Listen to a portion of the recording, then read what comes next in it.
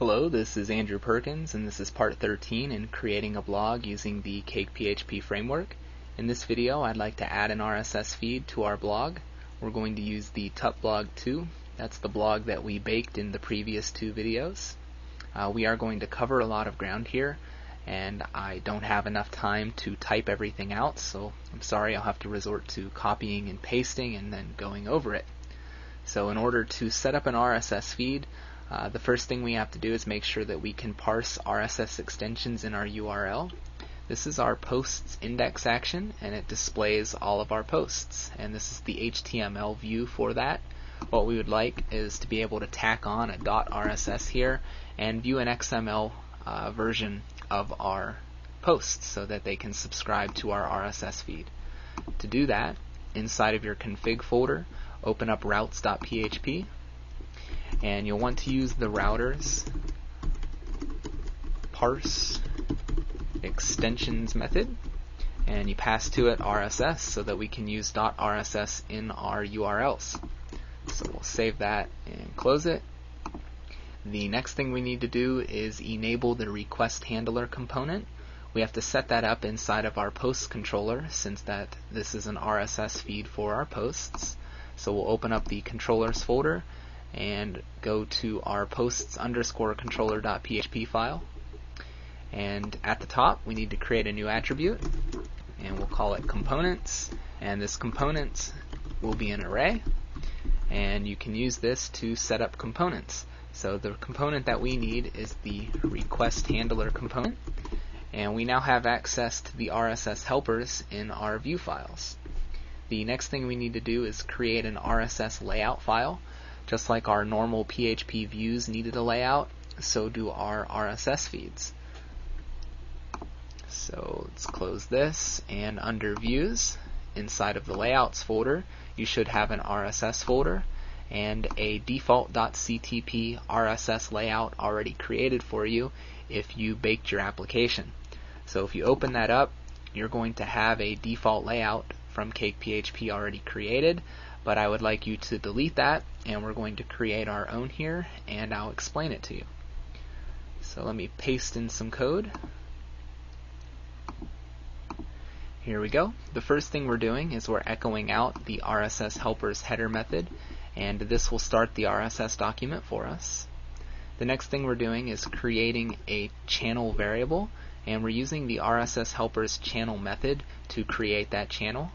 It takes 3 parameters. The first one is an empty attributes array.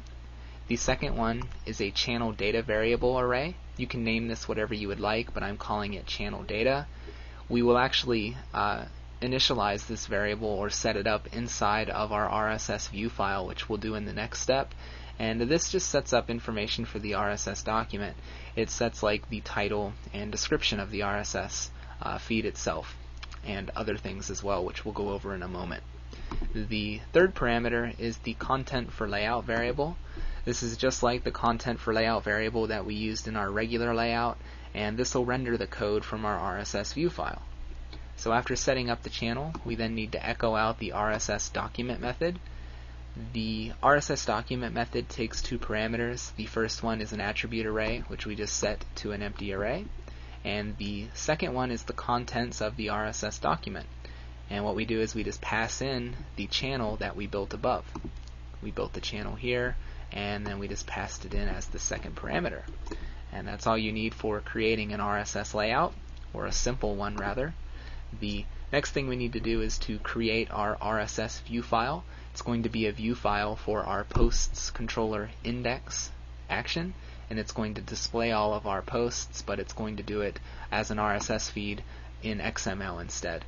So we need to create a view file for that. So under views, inside of our posts view files, we need to create a new folder here to hold our RSS views. We'll call it RSS, and you'll want to create that index.ctp RSS view file. It's just index.ctp, and I'll paste in some code here. Here we go. So the first thing we need to do is set up the channel data variable. If you recall, we set this in our layout. We set the channel data variable here. and we're creating it here inside of our view file.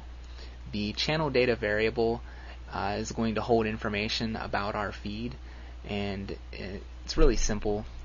You just set up the title, a link to the RSS feed, its description, and you can set its language. And then we're using the set method. This is just like the set method that's in the controller, except that you have one for view files that you can use to send information to the layout. So we're passing in that channel data variable array. It gets stored inside of a variable called channel data, and our layout file can then use that. Afterwards, we're looping through all of our posts with a for each loop. We have this posts variable via our posts controller index action. The paginate method pulls back all of the posts from our database, stores it in this posts variable, and it gets set and sent to our index actions. Our index view files. And we can then access all of our posts in there. So we loop through it as post, and it looks like, yes, that's correct. So then we echo out the RSS item method.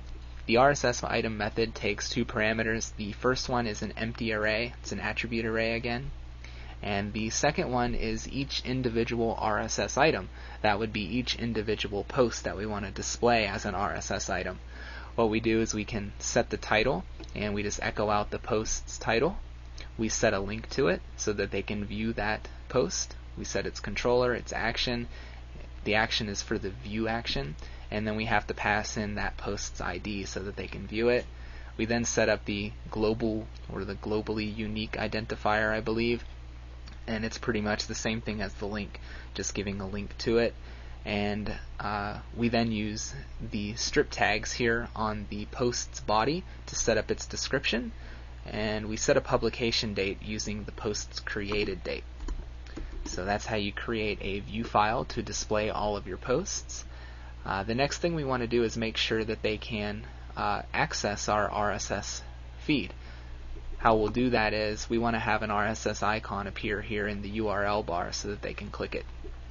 To do that, we'll go here inside of our views, close this, inside of layouts, and open up default.ctp. This is our regular layout. This is not the RSS layout.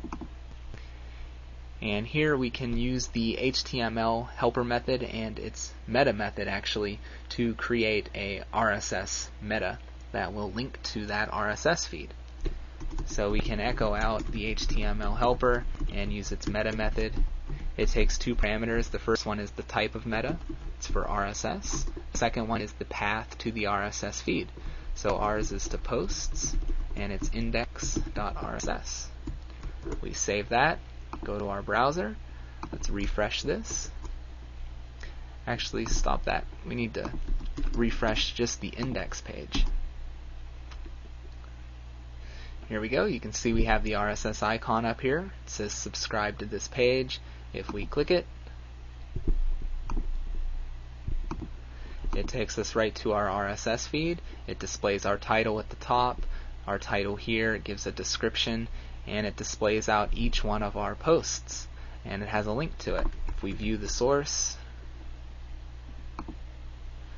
it's all ran together here in one line, so you'd have to fix that, but we can see that it's just a whole bunch of XML tags for the description. It sets its language, the title, the link, the globally unique identifier, and so on. So that's how you create an RSS feed using CakePHP. It's pretty simple. You really don't need to memorize how to do all of this. You can essentially just copy and paste from project to project and change out pertinent information. So I hope you enjoyed it.